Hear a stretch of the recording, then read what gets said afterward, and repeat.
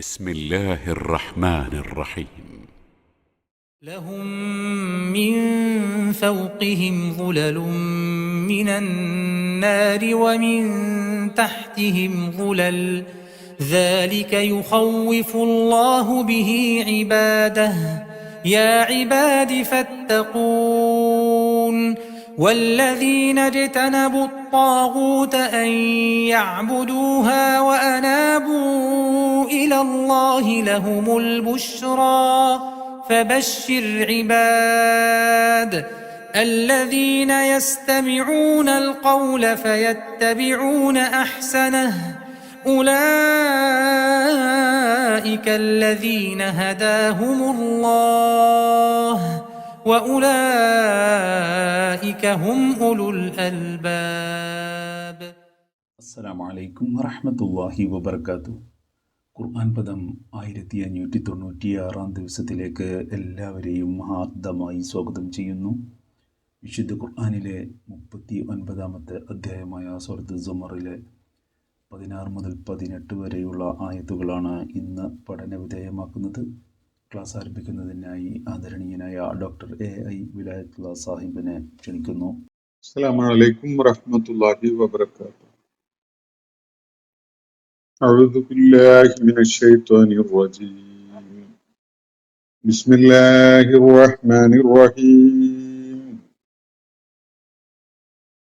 لهم من فوقهم ظلل من النار ومن تحتهم ظلل ذلك يخفف الله به عباده يا عباد فاتقون والذين اجتنبوا الطاغوت أن يعبدوها وأنابوا إلى الله لهم البشرى فبشر عباد الذين يستمعون القول فيتبعون أحسنه أولئك الذين هداهم الله وأولئك هم أولو الألباب. സദഖല്ലാഹുൽ അലീം. സൂറത്ത് സുമറിലെ 16 മുതൽ 18 വരെയുള്ള ആയത്തുകളാണ് ഞാൻ നിങ്ങളെ കേൾപ്പിച്ചിട്ടുള്ളത്. കഴിഞ്ഞ ദിവസം നമ്മൾ ചർച്ച ചെയ്ത ആയത്തുകളുടെ അവസാനത്തിൽ അള്ളാഹു സത്യനിഷേധികളെ അഭിസംബോധന ചെയ്തുകൊണ്ട് ഈ വിധത്തിൽ പറയാൻ വേണ്ടി നബി സല്ലല്ലാഹു അലൈഹി വസല്ലമയോട് നിർദ്ദേശിക്കുകയാണ്. ഫഅബ്ദു മാ ശിഅ്തും മിൻ ദൂനി. നബി സല്ലല്ലാഹു അലൈഹി വസല്ലം അദ്ദേഹത്തിന്റെ നിലപാടും നയവും എന്തൊക്കെയാണ് എന്നത് വ്യക്തമാക്കി. അതിന്റെ തൊട്ടുമുമ്പുള്ള ആയത്തുകളിലായിട്ട് ഇന്നി ഉമിർതു അൻ അഅ്ബുദല്ലാഹ മുഖ്ലിസൻ ലഹുദ്ദീൻ വ ഉമിർതു ലിഅൻ അകൂന അവ്വലൽ മുസ്ലിമീൻ ഖുൽ ഇന്നി അഖാഫു ഇൻ അസൈതു റബ്ബി അദാബ യൗമിൻ അളീം ഖുലില്ലാഹ അഅ്ബുദു മുഖ്ലിസൻ ലഹു ദീനി.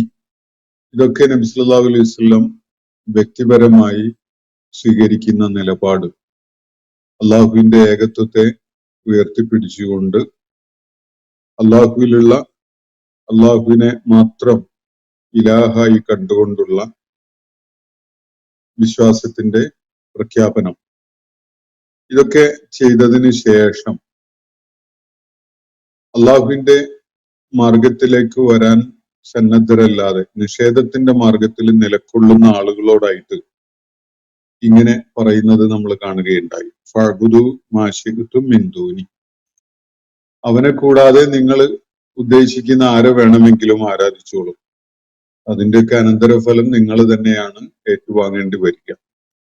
ഇന്നൽ ഖാസിരീന അല്ലദീന ഖസറു അൻഫുസഹും വഅഹ്ലീഹിം യൗമൽ ഖിയാമ.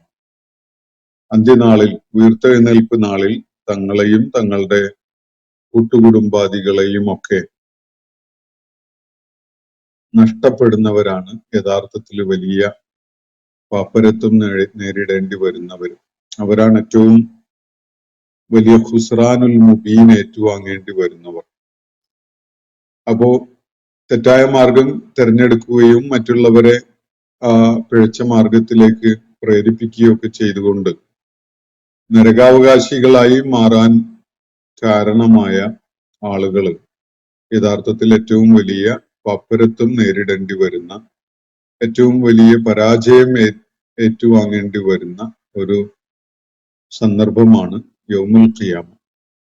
അവിടെ അള്ളാഹു അവർക്ക് നൽകിയിട്ടുണ്ടായിരുന്ന സകലതും അവര് നഷ്ടപ്പെടുത്തിക്കൊണ്ടാണ് ഈ പരാജയത്തിന്റെ മാർഗത്തിലേക്ക് നീങ്ങുകയുണ്ടായിട്ടുള്ളത് എന്നത് അവർക്ക് ബോധ്യപ്പെടും. ജീവിതം അള്ളാഹു നൽകിയ അവസരമായിരുന്നു. ആരോഗ്യം, ബുദ്ധിപരമായ കഴിവുകള്, സർഗാത്മകമായ കഴിവുകള്, അള്ളാഹു നൽകിയ പല വിധത്തിലുള്ള നൈപുണ്യങ്ങള്, ഇങ്ങനെയുള്ളതൊക്കെയും തന്നെ സത്യമാർഗം തിരിച്ചറിയാനും അത് പിന്തുടരാനും ഉപയോഗപ്പെടുത്തുന്നതിന് പകരം സത്യമാർഗം നഷ്ടപ്പെടുവാനും മറ്റുള്ളവർക്ക് അത് നഷ്ടപ്പെടുത്തുവാനും അതുപോലെയുള്ള അതിനോട് ചേർന്ന വിധത്തിലുള്ള പല ദുരന്തങ്ങളും വരുത്തിവെക്കാനും മാത്രമാണ് അവര് പ്രയോജനപ്പെടുത്തുകയുണ്ടായിട്ടുള്ളത് എന്നത് കാരണമായി ഉയർത്തെഴുന്നേൽപ്പിന്റെ നാളിൽ അവരെ തന്നെ കാണുന്നത് ഏറ്റവും വലിയ ഹുസ്റാൻ, ഏറ്റവും വലിയ നഷ്ടം, ഏറ്റവും വലിയ പാപ്പരത്വം ഏറ്റുവാങ്ങേണ്ടി വന്ന ഒരവസ്ഥയിലാണ്. ഈ ഒരു സാഹചര്യം അവർക്കുണ്ടായിട്ടുള്ളത് അവര് സ്വയം പിഴച്ച മാർഗം സ്വീകരിച്ചു എന്നതിനു പുറമെ മറ്റുള്ളവരെ, അവരുടെ ഏറ്റവും അടുത്ത ആളുകളെ പിഴച്ച മാർഗം സ്വീകരിക്കാൻ പ്രേരിപ്പിക്കുകയോ നിർബന്ധിക്കുകയോ ഒക്കെ ചെയ്തതിന്റെ കൂടി ഫലമായിട്ടാണ്. ഈ ആളുകളെ പരാമർശിച്ചുകൊണ്ടാണ് തുടർന്ന് ഇന്ന് ഞാൻ നിങ്ങളെ കേൾപ്പിച്ചിട്ടുള്ള ആയത്തുകളിൽ കാര്യങ്ങൾ പറയുന്നത്. നമുക്ക് ഇന്ന് വായിച്ചു വെച്ച ആയത്തുകളുടെ സൂചനകൾ മനസ്സിലാക്കാം. ലഹും മിൻ ഫൗഖിഹിം ളുലലുൻ, അവര് നരകാവകാശികളായി മാറും എന്ന കാര്യം മുകളിൽ പറഞ്ഞു കഴിഞ്ഞു. എന്നിട്ട് തുടർന്ന് പറയുന്നത് അവർക്ക് അവരുടെ മീതെ നിന്നായിട്ട് ഒരു കുടയുണ്ട്. ളുലലും മിനന്നാർ, അത് നരകാഗ്നി കൊണ്ടുള്ള ഒരു കുടയാണ്, നരകക്കുടയാണ്. നരകത്തിൽ നിന്നുള്ള, നരകത്തിന്റെ അഗ്നി കൊണ്ടുള്ള ഒരു കുടയാണ് അവർക്ക് മീതെ നിന്നായിട്ട് ഉള്ളത്. വമിൻ തഹ്തിഹിം ളുലലും, അവരുടെ കീഴ്ഭാഗത്തുമായിട്ടും ഇതുപോലെ നരകത്തിന്റെ തീ കൊണ്ടുള്ള ഒരു കുട അവർക്ക് മുകളിലും താഴെയും രണ്ട് ഭാഗത്തുമായിട്ട് അവർക്കെന്തോ സംരക്ഷണം നൽകുന്ന ഒരു കവചം പോലെ അവരുടെ മുന്നിൽ മീതയും താഴെയുമായിട്ട് അങ്ങനെ ഒരു കുട പിടിച്ച അവസ്ഥയിലാണ് അവരുണ്ടാവുക. അത് നരകത്തിൽ അവർക്ക് സംരക്ഷണം നൽകപ്പെടുന്നു എന്നതല്ല, നരകത്തില് അവർക്ക് മുകൾ ഭാഗത്തും താഴ്ഭാഗത്തുമായിട്ട് ഒരു കുട, നരകത്തിന്റെ തന്നെ, നരകാഗ്നി കൊണ്ടുള്ള കുട തന്നെ പിടിച്ചു കൊടുത്ത പോലെയാണ് അവരുണ്ടാവുക എന്നാണ് അള്ളാഹു ഇവിടെ പറയുന്നത്. ഇതൊക്കെ തന്നെ അള്ളാഹു തുടർന്ന് പറയുന്നത് ശ്രദ്ധിക്കുക. ദാലിക യുഖവ്വിഫുല്ലാഹു ബിഹി ഇബാദഹു, അള്ളാഹു തന്റെ ദാസന്മാരെ ഇവയൊക്കെ കൊണ്ടാണ് ഭയപ്പെടുത്തുന്നത്. ഇവിടെ പലപ്പോഴും നമ്മുടെ വേദിയിൽ അള്ളാഹു ഭയപ്പെടുത്തുന്ന കാര്യം, നരകാഗ്നിയെ അല്ലെങ്കിൽ പാരത്രിക ലോകത്തെ ശിക്ഷയെ കുറിച്ച് പറഞ്ഞുകൊണ്ട് ഭയപ്പെടുത്തുന്ന കാര്യം ചിലരൊക്കെ ഉന്നയിക്കുകയുണ്ടായിട്ടുണ്ട്. അതുപോലെ സ്വർഗത്തിന്റെ പ്രതീക്ഷ നൽകുന്ന വിധത്തിലുള്ള പലതും പറഞ്ഞ് അവരെ പ്രലോഭിപ്പിക്കുന്ന കാര്യവും ഒരു മോശം കാര്യമായിട്ട്, ഒരു മോശം സംഗതി എന്ന നിലക്ക് പലരും ചൂണ്ടിക്കാണിച്ചത് നമ്മുടെ ഈ വേദിയിൽ പലപ്പോഴും ഉണ്ടായിട്ടുണ്ട്. ആ ഒരു കാര്യം അള്ളാഹു നേരിട്ട് വ്യക്തമായിട്ട് ഇവിടെ പറയുകയാണ്. ദാലിക യുഖവ്വിഫുല്ലാഹു ബിഹി ഇബാദഹു, ഇത് ഈ നരകാനുഭവമാണ് അള്ളാഹു തന്റെ ദാസന്മാരെ ചൂണ്ടിക്കാണിച്ചുകൊണ്ട് ഭയപ്പെടുത്തുന്നത്. ഭയപ്പെടുത്തുക എന്നത് ശരിയായ ഒരു കാര്യത്തിന് വേണ്ടിയാണെങ്കിൽ അതില് യാതൊരു കുഴപ്പമുണ്ടെന്ന് ഖുർആൻ അംഗീകരിക്കുന്നില്ല.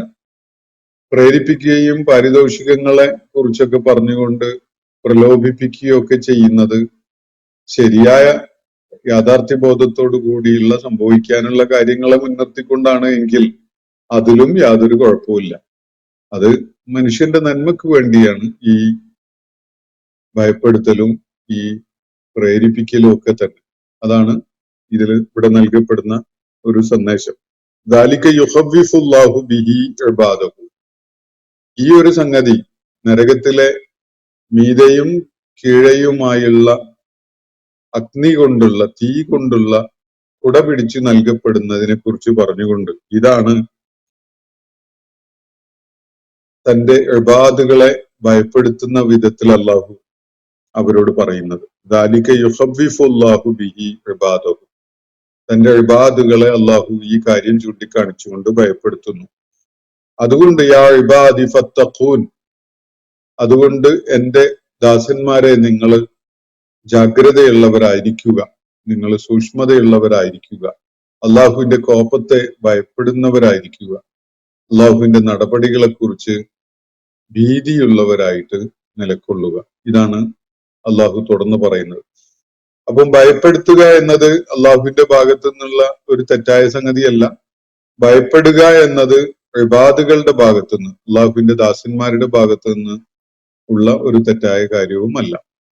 ഭയപ്പെടുത്തലും ഭയപ്പെടലും ഒരു കാര്യം യാഥാർത്ഥ്യമാണ് എന്ന നിലക്ക് മനസ്സിലാക്കുമ്പോൾ അതിൽ യാതൊരു കുഴപ്പമില്ല, അത് ആവശ്യമാണ്.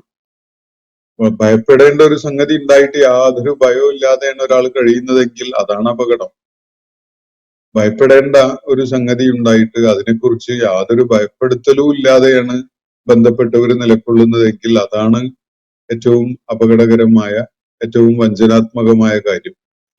ഭയപ്പെടേണ്ടതാണ് വിഷയമെങ്കിൽ തീർച്ചയായിട്ടും ഭയപ്പെടേണ്ടതുണ്ട്, ഭയപ്പെടുത്തേണ്ടതുമുണ്ട്. ഇതാണ് വസ്തുത. അതുകൊണ്ട് അള്ളാഹുവിന്റെ ഈ നടപടിക്രമങ്ങളെ കുറിച്ച് അതൊരു വ്യവസ്ഥ അനുസരിച്ച്, ഒരു മാനദണ്ഡവും തത്വദീക്ഷയും ഒക്കെ അനുസരിച്ച് നടപ്പിലാക്കപ്പെടുന്ന ഒരു കാര്യമാണല്ലോ. അതുകൊണ്ട് അള്ളാഹുവിന്റെ കാരുണ്യത്തെ കുറിച്ച് അകാരണമായി അല്ലെങ്കിൽ അടിസ്ഥാനരഹിതമായി പ്രതീക്ഷ വെച്ച് പുലർത്തുന്നതിനേക്കാൾ മനുഷ്യൻ ചെയ്യേണ്ടത് അള്ളാഹുവിന്റെ ഇത്തരം ഭയപ്പെടുത്തലുകളെ കൂടി പരിഗണിച്ചുകൊണ്ടുള്ള ഒരു ബോധം രൂപപ്പെടുത്തിയെടുക്കുക എന്നതാണ്. യാ ഇബാദി ഫത്തഖൂൻ, എന്നിട്ട് തുടർന്ന് അള്ളാഹു പറയുന്ന കാര്യം ഇതാണ്. യാ ഇബാദ്, എന്റെ ദാസന്മാരെ, ഫത്തഖൂൻ, ഫത്തഖൂനി എന്നതിന്റെ ഒരു ചുരുക്കി പറയലാണത്. അതുകൊണ്ട് എന്റെ ദാസന്മാരെ, യാ ഇബാദ് എന്ന് പറയുന്നിടത്തും ഉണ്ട് യാ ഇബാദി എന്ന ഒരു ലോപിപ്പിച്ച് യാ ഇബാദ് എന്ന് ആക്കിയതാണ്. യാ ഇബാദി എന്നാണ് അതിന്റെ പൂർണ്ണ രൂപം, എന്റെ ദാസന്മാരെ എന്ന്. ഫത്തഖൂനി എന്നതിനെ ചുരുക്കി പറഞ്ഞതാണ് ഫത്തഖൂൻ എന്നത്. അപ്പോ യാ ഇബാദ് ഫത്തഖൂൻ, എന്റെ ദാസന്മാരെ, എന്നെ നിങ്ങൾ ഭയപ്പാടോടുകൂടി കാണണം, ജാഗ്രത ഉണ്ടാവണം, കരുതൽ ഉണ്ടാവണം, സൂക്ഷ്മത ഉണ്ടാവണം, തഖ്വയുടെ ഒരു സമീപനം നിങ്ങൾ ഉൾക്കൊള്ളണം. ഇതാണ് അള്ളാഹു നിർദ്ദേശിക്കുന്ന കാര്യം. നരകം എന്നത് യാഥാർത്ഥ്യമാണ്. നരകത്തില് ഖുസ്റാനുൽ മുബീൻ ഏറ്റുവാങ്ങിക്കൊണ്ട് എത്തിച്ചേരേണ്ടി വരുന്ന ആളുകൾ തീർച്ചയായിട്ടും അവരുടെ തലക്ക് മീതെ ഒരു ലുലലും മിനന്നാർ അനുഭവിക്കും. അതുപോലെ തന്നെ അവരുടെ പാദങ്ങൾക്ക് കീഴെയായിട്ടും ഒരു ലുലലും മിനന്നാർ അവരെ സംബന്ധിച്ചിടത്തോളം ഉണ്ടായിരിക്കും. അതുകൊണ്ട് ഇത് ഭയപ്പെടേണ്ട കാര്യം തന്നെയാണ്. അത് വെച്ചുകൊണ്ടാണ് അള്ളാഹു തന്റെ ദാസന്മാരെ ഭയപ്പെടുത്തുന്നത്. അതുകൊണ്ട് എന്റെ ദാസന്മാരെ നിങ്ങൾ ജാഗ്രതയുള്ളവരായി, അള്ളാഹുവിന്റെ കോപത്തെ തൊട്ട് ഭയമുള്ളവരായി നിലകൊള്ളുക എന്നാണ് ഇവിടെ നിർദ്ദേശം. ഇത് യാഥാർത്ഥ്യമായി സംഭവിക്കാനുള്ളതല്ല എങ്കിൽ പലരും ഉന്നയിക്കുന്ന വിധത്തിലുള്ള ഭയപ്പെടുത്തലും പ്രലോഭനവും ഒക്കെ നമുക്ക് മുഖവിലൊക്കെ എടുക്കാമായിരുന്നു. പക്ഷെ അങ്ങനെയല്ല. ഇത് യാഥാർത്ഥ്യമായിട്ട് പുലരാനുള്ളതാണ്, സംഭവിക്കാനുള്ളതാണ്. കേവലമായ വ്യാജമായ ഭയപ്പെടുത്തലോ വ്യാജമായ പ്രലോഭനമോ ഒന്നുമല്ല ഇത്. അപ്പോ ഫത്തഖൂൻ എന്നാണ് ഇവിടെ നിർദ്ദേശിച്ചിട്ടുള്ളത്. യാ ഇബാദ് ഫത്തഖൂൻ, എന്റെ ദാസന്മാരെ, അതിനാൽ നിങ്ങൾ ജാഗ്രതയുള്ളവരായിരിക്കുക, സൂക്ഷ്മതയുള്ളവരായിരിക്കുക, കരുതലുള്ളവരായിരിക്കുക, അള്ളാഹുവിന്റെ ശിക്ഷാ നടപടിയെക്കുറിച്ച് ഭയപ്പാടുള്ളവരായിരിക്കുക എന്നാണ് ഇവിടെ നിർദ്ദേശിക്കപ്പെടുന്ന കാര്യം. വല്ലദീന ജ്തനബു താഗൂത, തുടർന്ന് അള്ളാഹു പറയുകയാണ്, താഗൂത്തിനെ കൈവെടിഞ്ഞവർ. താഗൂത്ത് എന്താണ് എന്നത് ഞാൻ ഒരല്പം വിശദമാക്കാം. അതിന് മുമ്പ് ഈ ആയത്തിന്റെ പൂർണ്ണമായ അർത്ഥം മനസ്സിലാക്കാം. വല്ലദീന ജിത്തനബു താഗൂത്ത, താഗൂത്തിനെ കൈവെടിഞ്ഞവർ, അയ്യഅ്ബുദൂഹ, അവർ അതിനെ ആരാധിക്കേണ്ടി വരുന്ന, അതിനെ ഇബാദത്ത് ചെയ്യേണ്ടി വരുന്നതിനെ കൈയൊഴിഞ്ഞുകൊണ്ട് അതിനെ കൈവെടിഞ്ഞവർ, വ അനാബു ഇലല്ലാഹി, എന്നിട്ട് അള്ളാഹുവിലേക്ക് മടങ്ങുകയും ചെയ്തവർ എന്ന് പറഞ്ഞ താഗൂത്തിനെ അതിന്റെ പാട്ടിന് വിട്ടുകൊണ്ട് അള്ളാഹുവിലേക്ക് മുഖം തിരിച്ചു വെച്ച, അള്ളാഹുവിലേക്ക് തിരിഞ്ഞ ആളുകൾ, വ അനാബു ഇലല്ലാഹ് ലഹുമുൽ ബുശ്ര, അവർക്കാണ് ശുഭവൃത്താന്തമുള്ളത്, അവർക്കാണ് സന്തോഷ വാർത്തയുള്ളത്. ലഹുമുൽ ബുശ്ര എന്നാണ് തുടർന്ന് പറയുന്നത്. അപ്പൊ ആർക്കാണ് സന്തോഷ വാർത്ത? ഇവിടെ വളരെ വ്യക്തമായി അള്ളാഹു പറയുന്നത് താഗൂത്തിനെ കൈവെടിയുകയും അള്ളാഹുവിലേക്ക് തിരിയുകയും ചെയ്തവർ. താഗൂത്ത് എന്നത് അള്ളാഹുവിന്റെ സ്ഥാനത്ത് എന്തിനെയൊക്കെ ആരെയൊക്കെ ആരാധിക്കപ്പെടുന്നുണ്ടോ അതൊക്കെയും താഗൂത്താണ്. തഗ എന്ന അറബി പദത്തിൽ നിന്നാണ് ഈ താഗൂത്ത് എന്നുള്ള വാക്ക് വരുന്നത്. താഗൂത്ത്, തുഗ്യാൻ, ഇതൊക്കെ വരുന്നത് തഗ എന്ന വാക്കിൽ നിന്നാണ്. ഇത് വളരെ ക്യൂട്ടായ, വളരെ അസാധാരണത്വമുള്ള ഒരു രൂപത്തിലാണ് ഈ പദം ഇവിടെ ഉപയോഗപ്പെടുത്തിയിട്ടുള്ളതെന്ന് കാണാൻ കഴിയും. ത്വഗ എന്ന് പറഞ്ഞാൽ ധിക്കരിച്ചു, അഹങ്കാരത്തോടു കൂടി ധിക്കാരം പ്രവർത്തിച്ചു എന്നതാണ് അതിന്റെ സൂചന. ത്വഗ എന്ന് പറഞ്ഞാൽ അള്ളാഹുവിനെ അനുസരിക്കുന്നതിന്, വിധേയപ്പെടലോടുകൂടി അള്ളാഹുവിനെ അനുസരിക്കുന്നതിന് പകരം പിശാച് ചെയ്ത പോലെ അഹങ്കാരത്തോടുകൂടി ധിക്കരിക്കുന്നതിനാണ് ത്വഗ എന്ന് പറയാം. അങ്ങനെ ധിക്കരിച്ചു എന്ന സംഗതി സൂചിപ്പിക്കുന്ന ക്രിയാരൂപമാണ് ത്വഗ എന്നത്. അതിന്റെ ഒരു നാമരൂപമാണ് തുഗ്യാൻ എന്നത്. ധിക്കരിക്കൽ, ധിക്കാരം, അനുസരിക്കാൻ കൂട്ടാക്കാതെ, അള്ളാഹുവിന് വിധേയപ്പെടാൻ കൂട്ടാക്കാതെ ധിക്കാരത്തിന്റെ നിലപാട് സ്വീകരിക്കുന്നതിനാണ് തുഗ്യാൻ എന്ന് പറയുന്നത്. അങ്ങനെ ചെയ്യുന്ന ആളാണ് ത്വാഗി, ധിക്കാരി, അഹങ്കാരി. ഫിറൗനെ പരാമർശിച്ചുകൊണ്ട് ഖുർആനിൽ ഈ പദം ചിലയിടങ്ങളിൽ ഉപയോഗിച്ച് നമ്മൾ കണ്ടിട്ടുണ്ട്. ഇന്നഹു ത്വഗ, അവൻ ധിക്കാരിയായിരിക്കുന്നു, അള്ളാഹുവിനോട് ധിക്കാരം പ്രവർത്തിച്ച ഒരു നിലപാടാണ് അവൻ കാണിച്ചിട്ടുള്ളത് എന്നതാണ് സൂചന. താഗി എന്ന് പറഞ്ഞാൽ അങ്ങനെ ധിക്കരിക്കുന്നവനാണ്. പക്ഷെ ഈ വാക്ക് താഗൂത്ത് എന്നത് തുഗ്യാൻ എന്ന അർത്ഥം തന്നെ നൽകുന്ന മറ്റൊരു പദമാണ്. ഇതേ റൂട്ടിൽ നിന്ന് വന്ന ഒരു പദം. താഗൂത്ത് എന്ന് പറഞ്ഞാൽ ധിക്കാരം, അനുസരണക്കേട്, അഹന്തയോടുകൂടി ഉള്ള അനുസരണക്കേടും ധിക്കാരവും. ഇതാണ് താഗൂത്ത് എന്ന വാക്കിന്റെ അർത്ഥം. പക്ഷെ ഇവിടെ താഗൂത്ത് എന്നത് ഉപയോഗിച്ചിട്ടുള്ളത് താഗി എന്ന അർത്ഥത്തിലാണ്, ധിക്കാരി എന്ന അർത്ഥത്തിലാണ്. അള്ളാഹുവിന് വിധേയപ്പെട്ട് അവന്റെ മുന്നില് അവന് വിധേയപ്പെട്ടുകൊണ്ട്, അവന് കീഴ്പ്പെട്ടുകൊണ്ട് നിലകൊള്ളുന്ന ആളാകാൻ കൂട്ടാക്കാതെ ധിക്കാരത്തോടു കൂടി നിലകൊള്ളുന്ന ഒരാളാണ് താഗി. അങ്ങനെ താഗി ആകുന്ന ഒരാളെ ആണ് ഇവിടെ താഗൂത്ത് എന്ന പദം കൊണ്ട് സൂചിപ്പിക്കുന്നത്. അതിന്റെ ബഹുവചനമായിട്ടാണ് ഇവിടെ ഈ പദം ഉപയോഗിച്ചിട്ടുള്ളത്. ആ രൂപം ഏകവചനാണെങ്കിലും അതുകൊണ്ടുള്ള അർത്ഥസൂചന ബഹുവചനത്തിൻ്റെതാണ്. ധിക്കാരികൾ, അള്ളാഹുവിന് വിധേയപ്പെടാൻ കൂട്ടാക്കാതെ നിലകൊള്ളുന്ന ധിക്കാരികൾ എന്ന അർത്ഥത്തിലാണ്. ഈ വിഭാഗം രണ്ടു തരം കാണാൻ കഴിയും. ഒന്ന്, അള്ളാഹുവിന് സ്വമേധയാ ധിക്കാരം കാണിച്ചുകൊണ്ട് അള്ളാഹുവിന് വിധേയപ്പെടാതിരിക്കുന്ന ആളുകൾ. മറ്റൊന്ന്, അള്ളാഹുവിനെ ധിക്കരിച്ചുകൊണ്ട് തങ്ങൾക്ക് വിധേയത്വം കാണിച്ചുകൊണ്ടിരിക്കാൻ ആളുകളെ പ്രേരിപ്പിക്കുക കൂടി ചെയ്യുന്നവർ. അത് കുറച്ച് ഗ്രേഡ് കൂടിയ, കടുപ്പം കൂടിയ കൂട്ടത്തിലാണ്. താഗൂത്ത് എന്ന് പറയുന്നത് ഇങ്ങനെയാണ്, അള്ളാഹുവിന്റെ സ്ഥാനത്തേക്ക് സ്വയം കയറി വരുന്ന, എന്നിട്ട് തങ്ങളാണ് പൂജിക്കപ്പെടേണ്ടവര്, ആരാധിക്കപ്പെടേണ്ടവര്, അനുസരിക്കപ്പെടേണ്ടവര് എന്ന നിലപാട് സ്വീകരിക്കുന്നവർ. അങ്ങനെയുള്ള ഒരു താഗൂത്തിന് ഉദാഹരണമായിട്ട് ഖുർആൻ ചൂണ്ടിക്കാണിച്ചത് ഫിറൗനാണ്.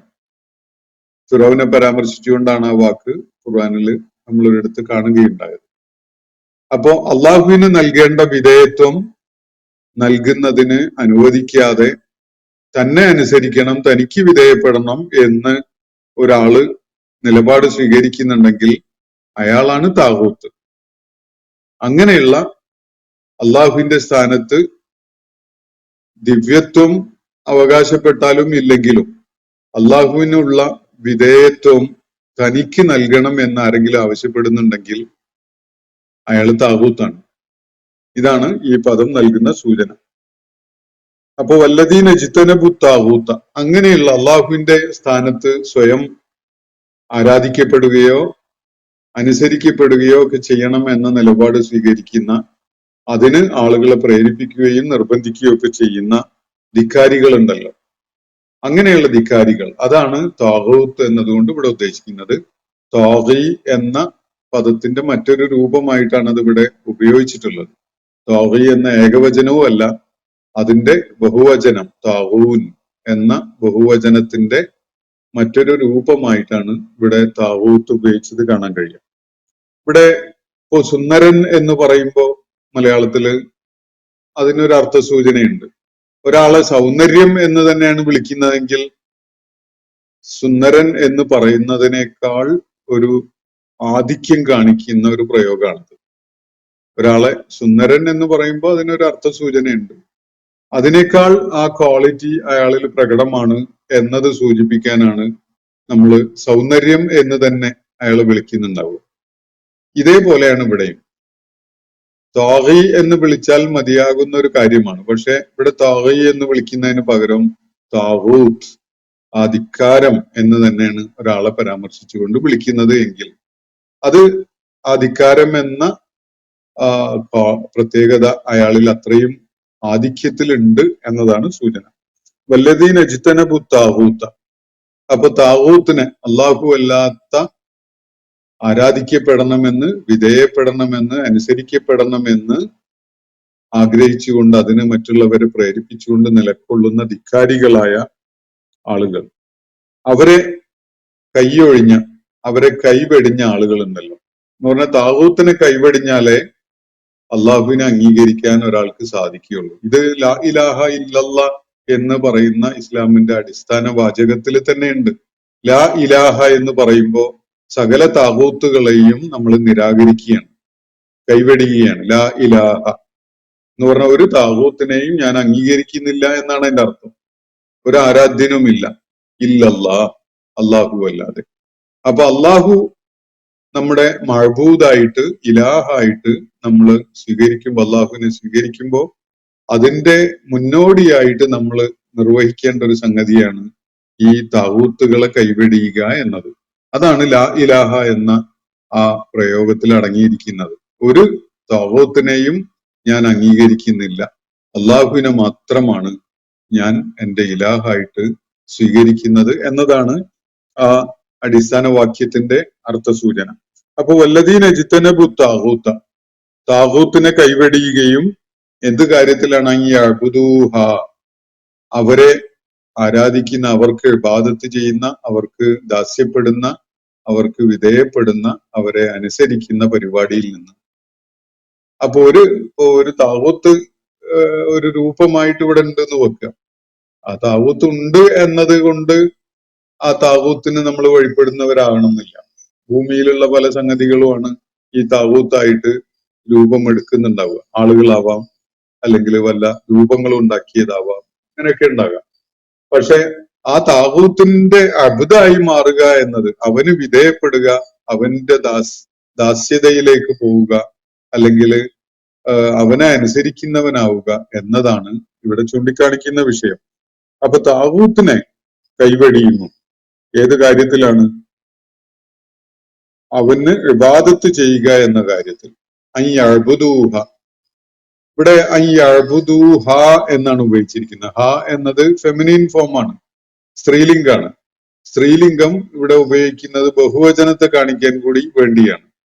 ബഹുവചനത്തിന് സ്ത്രീലിംഗം അറബിയിൽ ഉപയോഗിക്കാറുണ്ട്.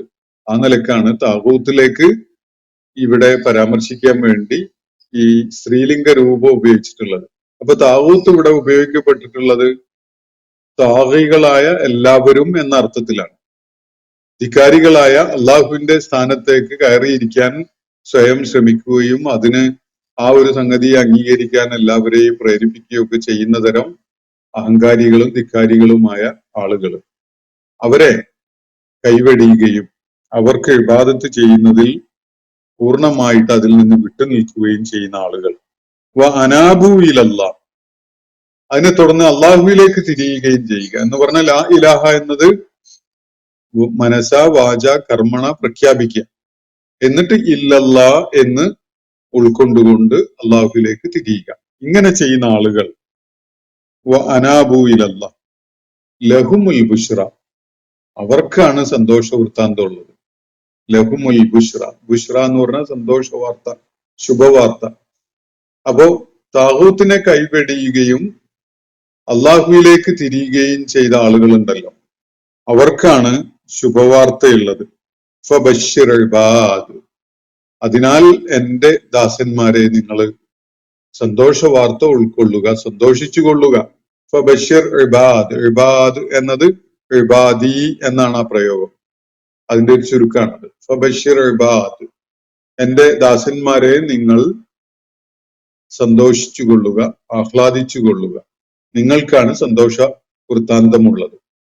കാരണം നിങ്ങൾ താവൂത്തിനെ കൈവെടിഞ്ഞിരിക്കുന്നു, അകലേക്കാക്കിയിരിക്കുന്നു, പിന്നെ അള്ളാഹുവിലേക്ക് തിരിയുകയും ചെയ്തിരിക്കുന്നു. വജ്തനബു താഗൂത്ത എന്നാണ്, വല്ലദീന ജ്തനബു താഗൂത്ത എന്നാണ് ഇവിടെ മുകളിൽ പറഞ്ഞിട്ടുള്ളത്. ഇജ്തനബ എന്ന് പറഞ്ഞാൽ അകറ്റുക എന്നാണ്, അതിനെ പാർശ്വത്തിലേക്ക് മാറ്റുക, അതിന് പരിഗണന കൊടുക്കാതിരിക്കുക. കൈവെടിയുക എന്നതൊക്കെ ഇതിന്റെ ഒരു ആശയം പറയലാണ്. അപ്പോ താഗൂത്തിനെ അകറ്റി നിർത്തുകയും കൈവെടിയുകയും അള്ളാഹുവിലേക്ക് തിരിയുകയും ചെയ്ത ആളുകൾക്കാണ് ശുഭവാർത്തയുള്ളത്. അതിനാൽ എന്റെ ദാസന്മാരെ നിങ്ങൾ ആ ശുഭവാർത്ത ഉൾക്കൊള്ളുക, അല്ലെങ്കിൽ സന്തോഷിച്ചു കൊള്ളുക. എന്നിട്ട് അവരുടെ ഒരു വിവരണം അള്ളാഹു നൽകുകയാണ്. ഈ ശുഭവാർത്ത നൽകപ്പെടുന്ന അള്ളാഹുവിനെ, ഈ താഗൂത്തിനെ കൈവെടിയുകയും അള്ളാഹുവിലേക്ക് തിരിയുകയും ചെയ്ത അള്ളാഹുവിന്റെ അടുക്കൽ നിന്നുള്ള സന്തോഷ വാർത്ത അർഹിക്കുന്നവരായ ആളുകൾ, അവരെ കുറിച്ച് അള്ളാഹു പറയുന്നത് അല്ലദീന യസ്തമിഊനൽ ഖൗൽ, സംസാരം കേൾക്കും അവര്, ശ്രദ്ധാപൂർവം ഖൗല് കേൾക്കും. ഖൗൽ എന്ന് പറഞ്ഞ ഒരാൾ വല്ലതും പറയുന്നുണ്ടെങ്കിൽ, അല്ലെങ്കിൽ ദൈവിക വെളിപ്പാടായിട്ട് വല്ലതും കേൾപ്പിക്കപ്പെടുന്നുണ്ടെങ്കിൽ, അതല്ലെങ്കിൽ പുസ്തക രൂപത്തിലോ മറ്റോ ചില കാര്യങ്ങൾ മുന്നോട്ട് വയ്ക്കപ്പെടുന്നത് ഒരാൾ കാണുന്നുവെങ്കിൽ അത് അവർ വായിക്കും, കേൾക്കും, മനസ്സിലാക്കും. എങ്ങനെയാണ്? വളരെ ശ്രദ്ധാപൂർവമാണ് അവർ കേൾക്കുക. എന്തെങ്കിലുമൊക്കെ കേട്ട് അത് മിണുങ്ങിയിട്ട് പോകുന്ന ആളുകളാവില്ല, മറിച്ച് ശ്രദ്ധാപൂർവം കേൾക്കും. ഒരു ഖൗൽ ഉണ്ടാവുമ്പോ, ഒരു സംസാരം അല്ലെങ്കിൽ ഒരു സ്റ്റേറ്റ്മെന്റ്, ഒരു പ്രഖ്യാപനം, ഒരു അനൗൺസ്മെന്റ് ഒക്കെ ഉണ്ടാവുമ്പോ അവരത് വളരെ ശ്രദ്ധയോടുകൂടി കേൾക്കും. അല്ലദീന യസ്തമിഊനൽ ഖൗൽ, എന്നിട്ട് കേട്ടതൊക്കെ അതേപടി മിണുങ്ങുകയാണോ അവര് ചെയ്യുക? അതല്ല, മറിച്ച് ഫയത്തബിഊന അഹ്സനഹു, അതിലേറ്റവും ഉത്തമമായതിനെ അവര് പിൻപറ്റുകയും ചെയ്യും. ഇതാണ് ഈ സന്തോഷ വൃത്താന്തം അർഹിക്കുന്നവരായി അള്ളാഹു വിവരിച്ചിട്ടുള്ള ആളുകൾ ഉണ്ടല്ലോ, താവൂത്തിനെ കൈവെടിഞ്ഞ് അള്ളാഹുവിലേക്ക് തിരിയുന്ന തരം ആളുകൾ. അത്തരം ആളുകളുടെ ഒരു പ്രത്യേകതയാണിത്. അവര് ഏത് സംസാരവും ശ്രദ്ധാപൂർവം കേൾക്കും, എന്നിട്ട് അതിലേറ്റവും ഉത്തമമായതിനെ സ്വീകരിക്കുകയും ചെയ്യും, അത് പിൻപറ്റും. അതാണ് അവരുടെ നയം. എന്തും കേൾക്കും, എന്നിട്ട് ഏറ്റവും അഹ്സനായിട്ട് അവർക്ക് ബോധ്യപ്പെടുന്നതിനെയാണ് അവർ പിൻപറ്റുക. ഈ ആയത്തിന് വേറെയും ഒരു വ്യാഖ്യാന സാധ്യതയുണ്ട്. അവര് ദൈവിക വചനത്തെ കേൾക്കും, എന്നിട്ട് അതിന്റെ ഏറ്റവും ഉത്തമമായ അർത്ഥത്തില് അവർ സ്വീകരിക്കും. ഇതാണ് അതിനുള്ള മറ്റൊരർത്ഥം. അല്ലദീന യസ്തമിഊന, ഇവിടെ പറഞ്ഞല്ലോ അല്ലദീന യസ്തമിഊന അൽ ഖൗല.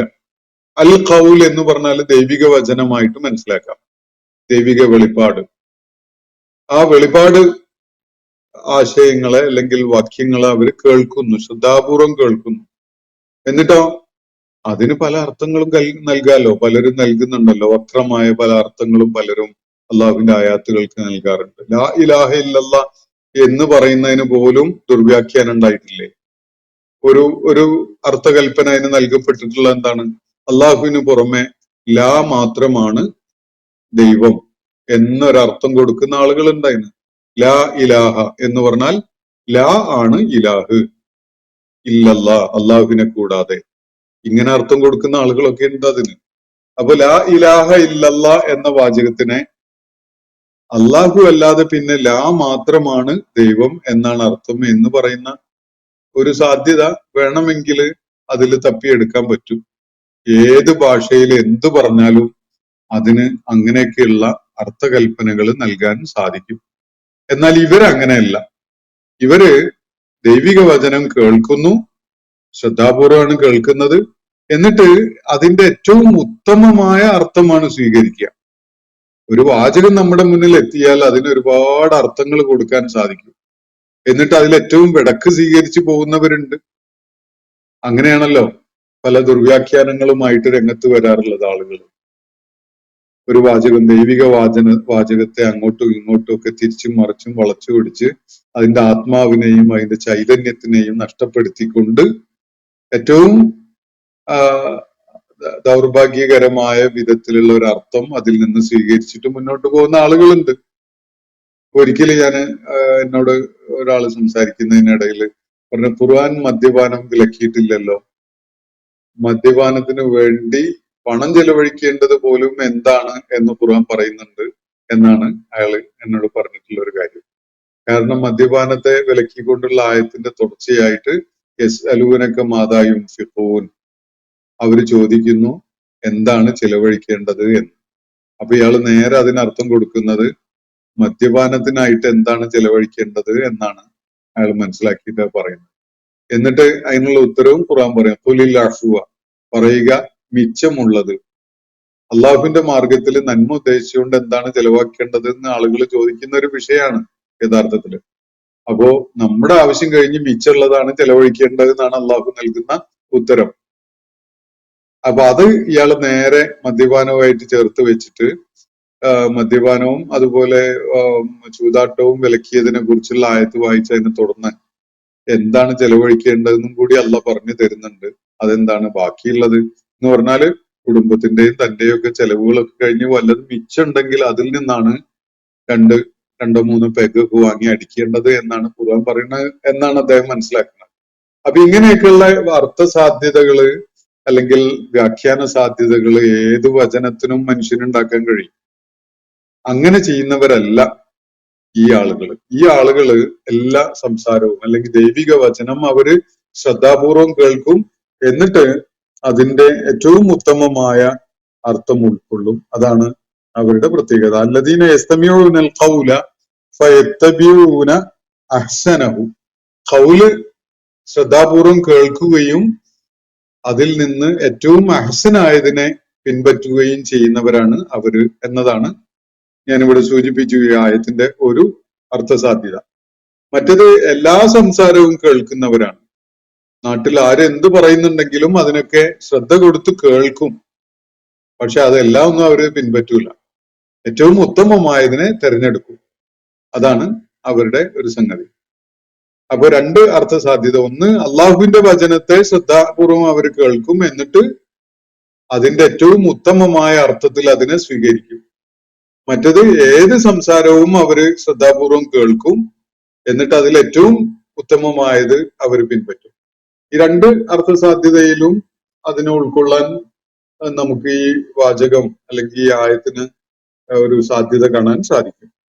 അപ്പോ ഫയത്തബിഊന അഹ്സനഹു ഉലൈകല്ലദീന ഹദാഹുമുല്ലാ, ഈ ആളുകൾ, ഈ ഒരു നിലപാടുള്ള ആളുകളെയാണ് അള്ളാഹു സന്മാർഗത്തിലാക്കുക.